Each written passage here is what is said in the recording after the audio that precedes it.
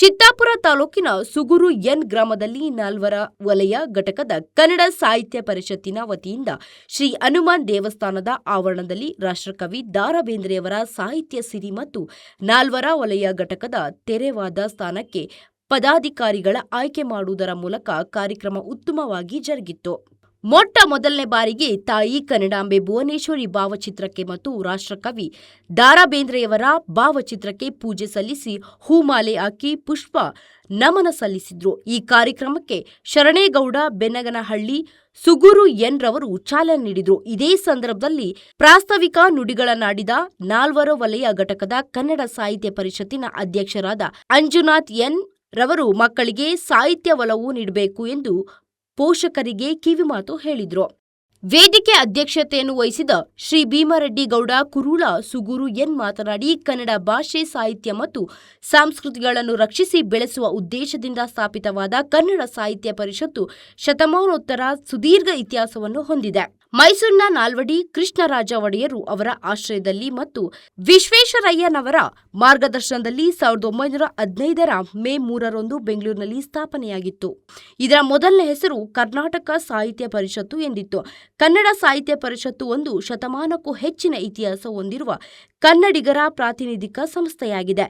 ಇದರ ಘಟನಾ ಚಾತುರತೆ ಕೇವಲ ಸಾಹಿತ್ಯಕ್ಕೆ ಮೀಸಲಾಗದೆ ನಾಡು, ನುಡಿ, ಸಂಸ್ಕೃತಿ ಮತ್ತು ಕನ್ನಡಿಗರನ್ನು ಒಗ್ಗೂಡಿಸುವ ಪ್ರಮುಖ ಪಾತ್ರ ವಹಿಸಿದೆ ಎಂದು ಹೇಳಿದರು.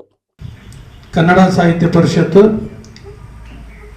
ಮೇ 5, 1915ರಲ್ಲಿ ನಾಲ್ವಡಿ ಕೃಷ್ಣರಾಜ ಒಡೆಯರ್ ಎಂಬುವರು ಈ ಕನ್ನಡ ಸಾಹಿತ್ಯ ಪರಿಷತ್ನ ಹುಟ್ಟಾಕಿದರು. ಅವ್ರು ಯಾಕೆ ಹುಟ್ಟಾಕಿದ್ರು ಅಂತಂದ್ರೆ ನಮ್ಮ ಕನ್ನಡ ಸಾಹಿತ್ಯ ಬೆಳೆಸಬೇಕು, ಉಳಿಸ್ಬೇಕು ಅಂತೇಳಿ ಕನ್ನಡ ಸಾಹಿತ್ಯ ಪರಿಷತ್ನ ಹುಟ್ಟಾಕಿದ್ರು. ಆ ಕನ್ನಡ ಸಾಹಿತ್ಯ ಪರಿಷತ್ನಲ್ಲಿ ಏನಿರ್ತದೆ ಅಂತಂದ್ರೆ ಎಲ್ಲ ಜ್ಞಾನಿಗಳು, ಆಮೇಲೆ ಕವಿಗಳು, ಸಾಹಿತಿಗಳು ಇವರನ್ನು ಕರೆಸು, ಅದನ್ನು ಚರ್ಚೆ ಮಾಡಿ, ಅದನ್ನು ಕಾಂಪಿಟೇಷನ್ ಮಾಡಿಸಿ, ಅದನ್ನು ನಮ್ಮ ಕನ್ನಡ ಸಾಹಿತ್ಯ ಅಂದ್ರೆ ಏನು, ನಮ್ಮ ಕನ್ನಡದ ಬಗ್ಗೆ ನಮ್ಮೆಲ್ಲ ಮಕ್ಕಳಿಗೆ ಅರಿವು ಮೂಡಿಸ್ಬೇಕಂತೇಳಿ ನಾಲ್ವಡಿ ಕೃಷ್ಣರಾಜ ಒಡೆಯರ್ ಇದನ್ನು ಸ್ಥಾಪನೆ ಮಾಡಿದರು.